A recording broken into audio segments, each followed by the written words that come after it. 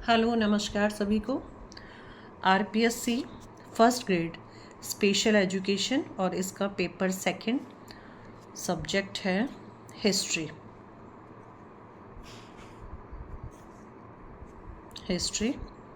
और इसमें आज हम पढ़ेंगे ये सेकंड टॉपिक और इसमें भी बुद्धिज़्म।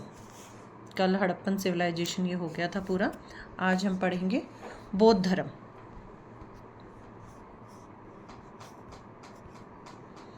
बौद्ध धर्म के संस्थापक गौतम बुद्ध थे। इन्हें एशिया का ज्योतिपुंज लाइट ऑफ एशिया कहा जाता है। गौतम बुद्ध का जन्म 563 ईसा पूर्व में कपिलवस्तु के लुम्बिनी नामक स्थान पर हुआ था। इनके पिता शुद्धोधन शाक्य गण के मुखिया थे और इनकी माता माया देवी की मृत्यु इनके जन्म के 7वें दिन हो गई थी, जिससे कि इनका जो लालन पालन है वो इनकी सौतेली माँ प्रजापति गौतमी ने किया था। इनके बचपन का नाम सिद्धार्थ था और गौतम बुद्ध का विवाह 16 वर्ष की अवस्था में यशोधरा के साथ हुआ और इनके पुत्र का नाम राहुल था। सिद्धार्थ जब कपिलवस्तु की सैर पर निकले तो उन्होंने 4 दृश्य देखे। वो 4 दृश्य कौन से थे? सबसे पहले बूढ़ा व्यक्ति, फिर एक बीमार व्यक्ति, उसके बाद में एक शव और लास्ट में एक सन्यासी। इन सांसारिक समस्याओं से व्यथित होकर सिद्धार्थ ने 29 वर्ष की अवस्था में गृह त्याग किया, जिसे बौद्ध धर्म में महाभिनिष्क्रमण कहा गया है। जो इनके गृह त्याग की घटना है उसको बौद्ध धर्म में क्या कहा गया है? महाभिनिष्क्रमण। गृह त्याग करने के बाद सिद्धार्थ ने वैशाली के आलार कलाम से सांख्य दर्शन की शिक्षा ग्रहण की। आलार कलाम सिद्धार्थ के प्रथम गुरु हुए, जिससे उन्होंने शून्य का ज्ञान प्राप्त किया। आलार कलाम के बाद सिद्धार्थ ने राजगीर के रुद्र करामपुत से शिक्षा ग्रहण की, जिससे उन्होंने योग का ज्ञान प्राप्त किया। जो पहले गुरु थे वो थे इनके आलार कलाम वैशाली के, और दूसरे जो इनके गुरु थे वो थे राजगीर के रुद्र करामपुत।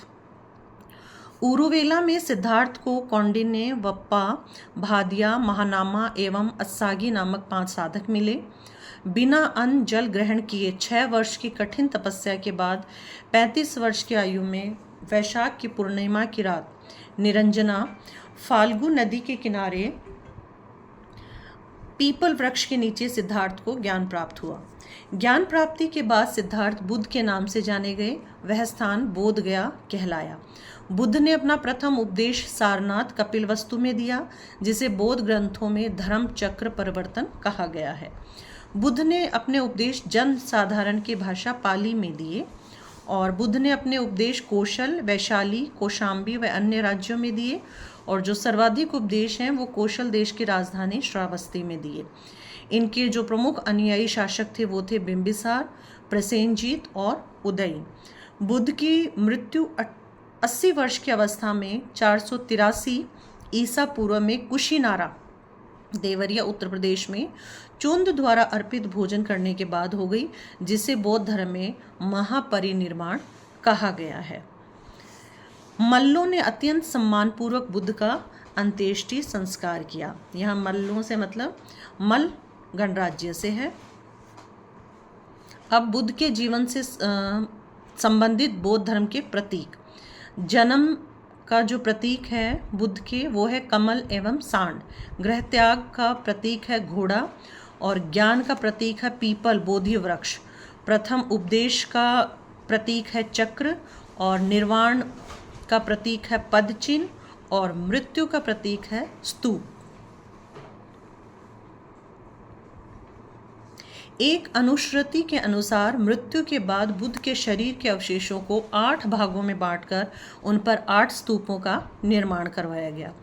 बुद्ध के जन्म एवं मृत्यु की तिथि को चीनी परंपरा के कैंटोन अभिलेख के आधार पर निश्चित किया गया है। बौद्ध धर्म के बारे में हमें विशद ज्ञान त्रिपिटकों से प्राप्त होता है और ये त्रिपिटक है। पहला है विनय पिटक, सुत्त पिटक और अभिधम पिटक। तीनों पिटकों की भाषा पाली है और थेरवाद मत की पाली त्रिपिटक सबसे पुराना है। सुत्त पिटक में बुद्ध के धार्मिक सिद्धांतों को संवाद के रूप में संकलित किया गया है। विनय पिटक में संघ के भिक्षु एवं भिक्षुणी के लिए बनाए गए नियमों का संग्रह किया गया है और इसमें संघ के अनुशासन को तोड़ने पर किए जाने वाले प्रायश्चितों की सूची भी दी गई है। अभिधम पिटक में सुत्त पिटक में वर्णित सिद्धांतों के सुव्यवस्थित अनुशीलन के लिए आवश्यक सूचियों के सारांश तथा प्रश्नोत्तरी का समावेश किया गया है। पाली त्रिपिटकों को पहली शताब्दी ईसा पूर्व में श्रीलंका के शासक वतगामिनी की देखरेख में पहली बार लिपिबद्ध किया गया। सुत्त पिटक के 5 निकाय हैं: दीक, मंजिम, संयुक्त, अंगुत्तर और खुद्दक। बुद्ध के पूर्व जन्मों से जुड़ी जातक कथाएं खुद्दक निकाय की 15 पुस्तकों में से एक हैं। खुद्दक निकाय में धम्मपद, नैतिक उपदेशों का पदात्मक संकलन, थैरगाथा, बौद्ध भिक्षुओं का गीत और थैरीगाथा, बौद्ध भिक्षुणियों की गीत हैं। बौद्ध धर्म मूलतः अनिश्वरवादी है, इसमें आत्मा की परिकल्पना भी नहीं है और बौद्ध धर्म में पुनर्जन्म की मान्यता है। तृष्णा को क्षीण हो जाने की अवस्था को ही बुद्ध ने निर्वाण कहा है। विश्व दुखों से भरा है का सिद्धांत बुद्ध ने उपनिषद से लिया और बुद्ध के जो अनुयायी हैं ये 2 भागों में विभाजित थे, एक भिक्षुक और एक उपासक। भिक्षुक बौद्ध धर्म के प्रचार के लिए जिन्होंने संन्यास ग्रहण किया उन्हें भिक्षुक कहा गया और गृहस्थ जीवन व्यतीत करते हुए बौद्ध धर्म अपनाने वालों को उपासक कहा गया। बौद्ध संघ में सम्मिलित होने के लिए न्यूनतम आयु सीमा 15 वर्ष थी। बौद्ध संघ में प्रविष्ट होने को उपसंपदा कहा जाता था। बौद्ध धर्म के त्रिरत्न हैं बुद्ध, धम्म एवं संघ। बौद्ध सभाएं: प्रथम बौद्ध संगीति 483 ईसा पूर्व राजगृह में हुई और इसके अध्यक्ष थे महाकश्यप। शासनकाल था अजातशत्रु का। द्वितीय बौद्ध संगीति 383 ईसा पूर्व में हुई, वैशाली में हुई और इसके अध्यक्ष थे सबाकामी। शासनकाल था कालाशोक का। तृतीय बौद्ध संगीति 250 ईसा पूर्व में हुई, पाटलिपुत्र में। अध्यक्ष थे मोगलीपुत्र और शासनकाल था अशोक का। चतुर्थ बौद्ध संगीति 98 ईस्वी में हुई, कुंडलवन में। वसुमित्र अश्वघोष अध्यक्ष थे और शासनकाल था कनिष्क का। चतुर्थ बौद्ध संगीति के बाद बौद्ध धर्म 2 भागों हीनयान एवं महायान में विभाजित हो गया। बौद्ध धर्म के महायान संप्रदाय का आदर्श बोधिसत्व है। बोधिसत्व दूसरे के कल्याण को प्राथमिकता देते हुए अपने निर्वाण में विलंब करते हैं। हीनयान का आदर्श अहर्त पद को प्राप्त करना है। जो व्यक्ति अपनी साधना से निर्वाण की प्राप्ति करते हैं उन्हें ही अहर्त कहा जाता है। धार्मिक जुलूस का प्रारंभ सबसे पहले बौद्ध धर्म के द्वारा प्रारंभ किया गया था। बौद्धों का जो सबसे पवित्र त्योहार है वो वैशाख पूर्णिमा है, जिसे बुद्ध पूर्णिमा के नाम से भी जाना जाता है।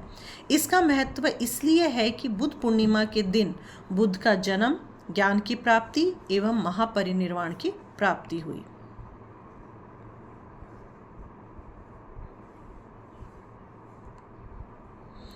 बुद्ध ने सांसारिक दुखों के संबंध में 4 आर्य सत्यों का उपदेश दिया है और ये 4 आर्य सत्य हैं: दुख, दुख समुदाय, दुख निरोधगामिनी प्रतिपदा।